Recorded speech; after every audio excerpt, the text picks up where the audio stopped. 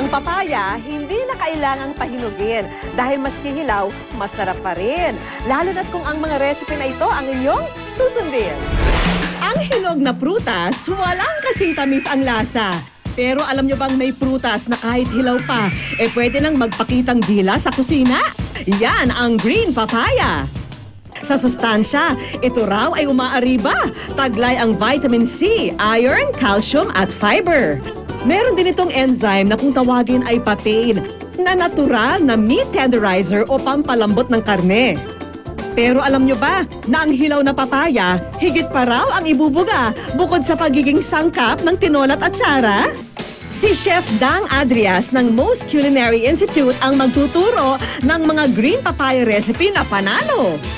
Ang main ingredient natin ngayon, ang green papaya, kaya naman magluluto tayo ng green papaya cupcake. Ito'y mayaman sa vitamin C at fiber. Meron din itong folic acid na mainam sa mga lactating moms. Para sa kakaibang cupcake, kailangan ng harina, brown sugar, itlog, crushed pineapple chunks, mantika, konting asin, baking powder at mga pampalasa tulad ng vanilla, pandan o cinnamon. At syempre pa, huwag kalimutan ang bida ng ating cupcake, ang hilaw na papaya na pinanipis ng grater. Ang una natin gagawin, paghahaluin natin ang mga dry ingredients. Paghalu-haluin muna ang harina, asin at baking powder. Kung gusto nyo ng added flavor, idagdag ang cinnamon powder. Kailangan muna natin i-grate ang papaya at saka natin pipigain. Mahalaga raw pigain ang papaya bago ito gamitin. Kailangan natin matanggal yung excess liquid niya kasi sa baking, kailangan eksakto yung ating liquid. Ihanda na rin ang mga basang sangkap tulad ng itlog. Kailangan maging light yellow yung ating egg. Tapos, pwede na nating ihalo ang sugar. Pagkatapos ihalo ang asukal sa itlog, idagdag na rin ang mantika. Ngayon, pwede na tong lagyan ng flavoring tulad ng vanilla o pandan. Ihalo na rin ang crushed pineapple chunks at hilaw na papaya. Ngayon, pwede nang paghaluin ang wet at dry mixture. Pag nahalo natin mabuti, nahalo na natin lahat ng ating ingredients, kailangan makakakuha tayo ng consistency na hindi malapot at hindi malabnaw. Pwede nang ilagay sa mga mold ang ating cupcake batter. Kailangan muna nating i-preheat ang ating oven bago tayo makapag-bake. So, na-preheat ko na kanina, 350 degrees Fahrenheit.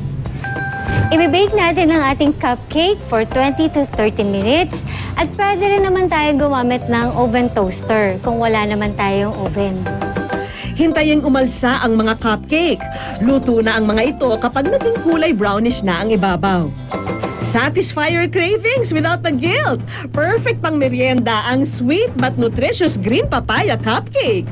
Sa halagang 95 pesos, meron ka ng 2 dosenang cupcake na pwedeng pagsaluhan ng buong barkada. Ang magkumaring kusinera ng Caloocan na sina Mami Leia at Mami Junie, may kanya-kanya rin daw na green papaya recipe na super yummy. Mami Leia, ano naman ang lulutuin mo ngayon? Chef, magluluto ako ngayon ng green papaya sweet and sour meatballs. Wow, mukhang masarap yan ha. Sige, ikaw nang bahala. Para sa sweet and sour papaya balls, hindi giniling na karne, kundi grated papaya ang gagamitin. Maghanda rin ng breadcrumbs, harina, paminta at asin, itlog at sibuyas. Paghalu-haluin lang ang hilaw na papaya, breadcrumbs, sibuyas, asin at paminta bago ito lagyan ng itlog. Pag nahalo na to ng mabuti, idagdag ang harina. Bilugin ang papaya mixture para maging meatballs ang itsura. Prituhin lang sa mainit na mantika at hanguin kapag golden brown na ang kulay.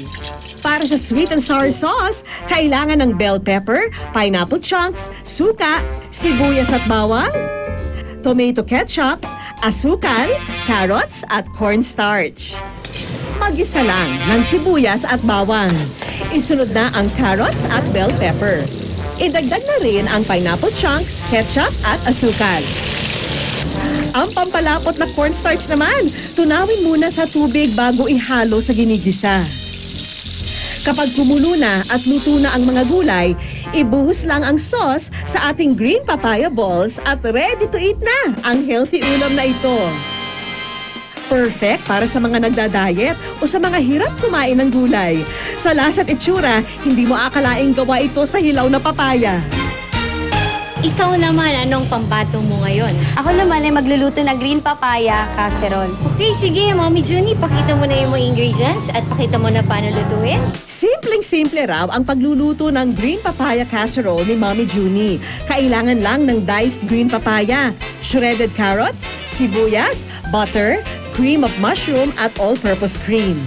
Ang unang gagawin, ilalaga natin ang papaya.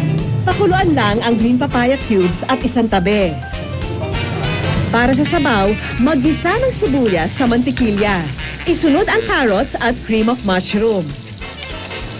Dagdagan ng tubig o di kaya ng mas malasang chicken broth. Para maging mas creamy, dagdagan ito ng all-purpose cream.